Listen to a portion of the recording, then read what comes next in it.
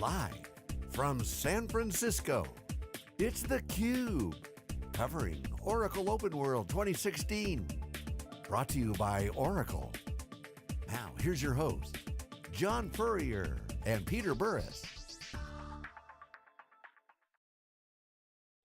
Hey, welcome back everyone. We are here live at Oracle OpenWorld in San Francisco on the show floor. This is theCUBE, SiliconANGLE's flagship program. We go out to the events and extract the signal from noise. I'm John Furrier, co-CEO of SiliconANGLE. I'm with Peter Burris, head of research with SiliconANGLE. I'm also the GM of Wikibon.com, our research arm. Our next guest is Reggie Bradford, who's the Senior Vice President of Product Development for Oracle Cloud, reporting to Thomas Kurian, who could not make the keynote last night, but he did send in the tape during the Diane Bryant thing, so it was really good. So hope everything's going well with his family. Welcome to theCUBE. Thank you, glad to be here. Okay, so you're a product guy, which is great, because you're now on the product roadmap. You get to look at the holistic picture, not so much the go-to-market, which Oracle has that separation. Yep. The cloud is really a convergent environment when you think about it, and the stack has to be set up in a way that enables innovation, at the same time preserves the value of what's moving to the cloud, yep, or what gets started in the cloud native. Take a minute to describe what Oracle's doing in this regard, because you have a huge install base. Yep. And Larry pointed out on the earnings call, they're not yet moving all over yet. So Microsoft started their progression. Yeah. But you guys got a huge tsunami coming. Yeah. Well, I think it's an evolution. It's not a revolution, first of all. So we have 420,000 customers worldwide, as you mentioned, a substantial installed base. As Larry has mentioned before, with Thomas and that, we've been working on the cloud applications for over 10 years. We started with the SaaS layer, now the PaaS layer, and the infrastructure layer. I think that, if I was to use a sports analogy, we're in the first inning of a 9-inning game, so we're just getting started. First of all, we love sports. I had it at top of the second, but okay, we'll give early innings. But Fusion 10 years ago was kind of pre-cloud, although Larry had the famous Churchill Club video, I think about 10 years ago, with the Sun guy saying, the cloud is just a data center with an address that nobody knows. It's essentially that kind of concept. So I can see the progression of the 10-year run, but something happened 4 years ago with Oracle. We could feel when we were covering it, the show here. You saw Larry kind of like on stage, almost like knowing what's coming. They had not yet released the Fusion base. What's changed in your mind internally? And share with the folks, what's the internal pulse? Because some say you're late to the game, which you guys refute, you're on top of the second, how late could you be? But how much more work needs to get done? Can you share kind of the internal mojo, mindset, vibe, and what work needs to get done? Well, I think, let's start with, it's a 135,000 person company. Not that there's corporate inertia, but it's a very large company with a lot of customers that have an existing installed base. I think that I definitely don't think we're late to the cloud. I think if you look at the workloads that have been done to date, something like 6% of enterprise workloads have been done in the cloud. But I think that I can't speak for the past. I've been here for 4 years. My company was acquired. I agree with you. The energy and momentum, the acceleration, the sense of urgency is palpable, and it continues to accelerate. I think there's just this recognition that we feel like we've got a very strong position and a strong hand, and we're going to play that. One of the things Larry mentioned on his keynote yesterday and came up today is that Amazon is an environment where you can go to, and you got to do all this work. Oracle, you can just move stuff to Oracle, and it moves to the cloud instantly. But it still brings up the integration game, because there's still a lot more kind of point solutions out there. Yep. You can call, startup doing something in the ecosystem as a feature, not a company, that might want to plug into that. So how do you bring frictionless integration with a suite mindset? Because essentially Oracle has that gravity. Yeah. But at the same time, you don't want to get stuck in that as a, Oracle only solution. Absolutely. So how do you integrate well with others? Well, first of all, I'd say it starts with a mentality that when I was running my startup in 2011, if you think about just the marketing cloud alone, Scott Brinker has this, the landscape of startups in the cloud. There was 100, I think, back then, and I think there's almost 4,000 now, just in marketing cloud alone. So the cloud has opened up a huge era of new startups and innovation and credit card swiping, and companies can get into that. The challenge with that is, as Larry said last night, nobody wants to integrate 50 different applications from 50 different companies. I think that we come in with this, we've got all the layers of the stack, but we've got to have a mindset and a mentality being able to be open to best of breed, to bringing in solutions from startups, via APIs and making it easy for them to work with us and want to partner with us. I think that's the future for Oracle. Do you see Oracle inside, or do you see Oracle facilitating other brands? So is it more, going back to what John's point was, is a customer going to sit down with an Oracle screen and access stuff, or is a customer going to sit down with an Oracle framework and know what they're accessing from the partners? Well, I think it depends on the product and the customer. I'd say we're going to be both. I mean, I think we've got the breadth and depth and capability to be an inside platform type approach or infrastructure, but also if you look at like an HCM or ERP or marketing cloud, we're going to be on the front end. Do you anticipate that you're going to go more horizontal as opposed to vertical? So you're going to go from the raw infrastructure to the horizontal and let other folks verticalize? Is that kind of how the thinking is? I don't know that we see, necessarily a distinction at this point. We obviously have a big industry. You guys have probably talked to them before. Go-to-market group and entire business unit. But I think we're going to continue to take the market, what the market gives us, and continue to push out our solutions.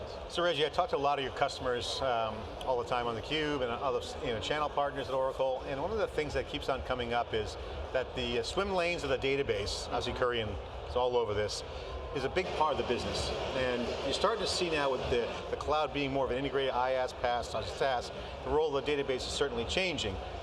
But it still makes up a big bulk of the business. However you kind of consolidate the numbers, however they fall, the database is 70% roughly of the business, my opinion, my analysis. Okay, so I wrote a tweet last night, kind of being snarky, but kind of on the whole Tom Brady thing, bringing up sports analogy. Free Tom Brady, I said free the database. Meaning that one of the theses that the Wikibon research have come up with is that with free data, you have more data exposed for potential use. And by having locked in data, you can still manage the systems of record and then start getting at a whole new set of engagement data that could then spawn another set of innovation on top of it. This is clearly where the market's going, in memory and whatnot. So, question, what's going on with the database? How do you talk to customers and saying, okay, the database can be fine, yeah, you can use some other databases, they'll still work with Oracle. How do you have that conversation? And are you breaking down that swim lane, broadening the swim lane for the database team? Yeah, I think, I think from in a business model standpoint, to use your Tom Brady analogy or your tweet. The database is suspended for 4 games? I don't want to make any declarations on, kind of the future business models, but I think the fundamental underpinnings of a lot of these new capabilities that are enabled with data, whether it's AI, machine learning, Internet of Things, I think that those are going to be, best leverage when you've got, the broadest and deepest swath of internal and external third-party data. And I feel like we've been in that business from day one, 40 years ago, and now we have the broadest suite or capability and data, and integrating that data and making it easy to consume and use. So it just seems that the old move that Oracle made, which I thought was brilliant, they had the database business. And WebLogic was a nice sticky component to that, allowed the extensibility. So we're seeing that same dynamic in the cloud where we want some reliability, and want some high quality. As Larry said yesterday, it's hard to do what you do, I get that. But at the same time, there's a growth opportunity, there's an innovation strategy for Oracle and your partners, a developing ecosystem or potentially channel partner. Yeah, so absolutely. we need to see that thing. So you guys talk about that in the product group, and what specifically does that translate to in terms of new features, new focus? Yeah, I mean, we've got a very robust data cloud strategy, which is leading in the internal and external third-party, marrying those data sets together and integrating those into our product suite on the application side. Specifically around the database, opening that up to third parties and how that evolves, I think there's going to be more to come on that. What's the biggest thing that people are missing when they try to understand and squint through the Oracle just breadth of massive size? When you look at the cloud strategy, the numbers aren't really killing it. I mean, it's $4 billion for Oracle. I mean, it's still small relative to the big piece of the pie. A lot more growth to go. Yeah. That should be comforting to Wall Street at least. But from a market perspective, what does the cloud mean? I mean, how do you have that conversation? I think that what's missing is that if this was a standalone company, it'd be an incredibly valuable IPO-able company with a growth rate faster than anybody at scale in the cloud, growing double the growth rate. I think another unknown is that we sell a lot of product to companies under 500 million in revenue. 75% of the user base of the customer base is under 500 million in revenue. So we call that small to mid-sized business. So everybody thinks Oracle is only an enterprise class company. We are enterprise class, but we also scale down, and I think that's part of the announcements that you've seen today. And the net new customers are higher than they were. Exactly. And the growth thing, I'm like, okay, 77%. From where you were, I doubled my market share from 1% to 2%. I mean, percentage is a good benchmark, I get that, but like, at the end of the day, the numbers are the numbers, right? So cloud native is attractive. But it's hard, as we were talking about on our intros, that it's hard for companies to get there. They have their own inertia. So we're really trying to understand, what's the path for the customer? When you talk to a customer and think about the customer from a product, as you roll out products, they want that bridge. Is that the PaaS layer? How do you guys? Well, we try not to define it. I think it can be challenging because we do have so much product. And we cover so much ground, but that's what makes us so successful, and that's why companies rely on us. I think the good news is we have the most flexible platform. If you want to move, some of your workloads, you want to move some of your applications to the cloud, you want to do a hybrid, you want to transition over time. We've said 100% of our customers are going to move to the cloud, and 100% of our applications are going to run in the cloud, but we haven't set a timetable on that. I want to spend the rest of the time of the segment to talk about your entrepreneurial background. You sold the company to Oracle 4 years ago, so you've been in the system for 4 years. But prior to that, you had to be nimble, and you also did some acquisitions. I don't know if they were acqui-hires, but ultimately you were putting together a lot of stuff, so dealing with different product roadmaps. So 2 questions. One is, how does that go on today? Is there any agile to that in terms of doing that? Is it hard? Is it easier today than it was before? And 2, for startups out there, there's a lot of startups out there that aren't going to make it. They're not going to be the unicorn. They're not going to be that big company, but they might be a nice $10 million business. But as looking for an ecosystem. Yeah. So the second part, which I like to take first, is I'm a startup. I'm not going to make it to the IPO. Maybe it's a lifestyle business, cash flow business, whatever the word. I need a home. I need an ecosystem. It would appear that you guys would be a good fit for those kinds of companies. Can you share your thoughts on what those entrepreneurs should be thinking, actions they could take?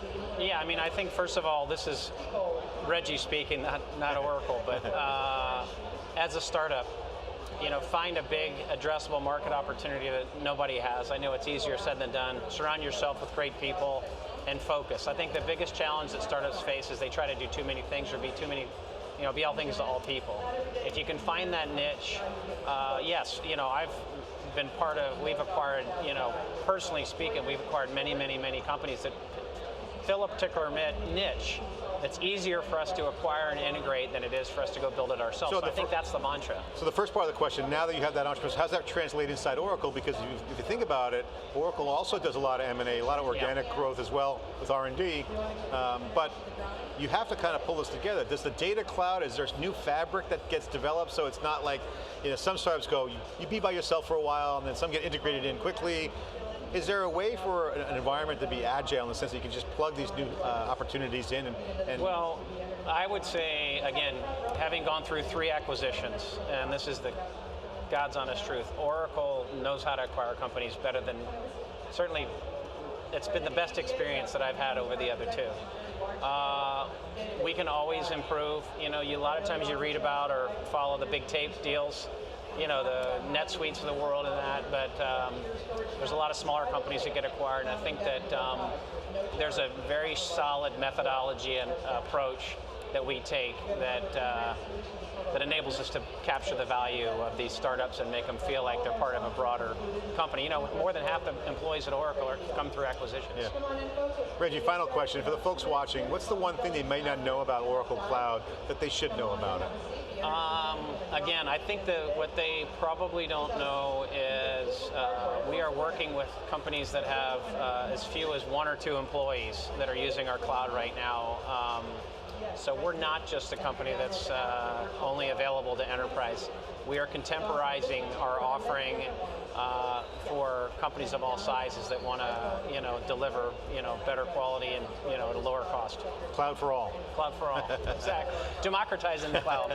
I wish we had more time. I'd love to dig into the developer conversation, how you guys work with developers. Any quick comment on the developer angle? We've always Java, yeah, we've always sought developers, and I think that if anything, you're going to see us push further towards that community. It's so vital and important for us to develop new products to integrate and create more capability. We're looking forward to following up on that. Thanks for coming on and sharing your insight inside theCUBE. Really appreciate it. Thanks for Reggie having me. Bradford here inside theCUBE at Oracle OpenWorld, live in San Francisco. More coverage, 3 days of wall-to-wall live coverage, 35 segments. I just saw CNBC packing it up. They mailing it in, only a few interviews and they go. So it looks like we won first round, day 1 of the bake-off between Bloomberg and CNBC. You're watching theCUBE. We'll be right back with more after this short break.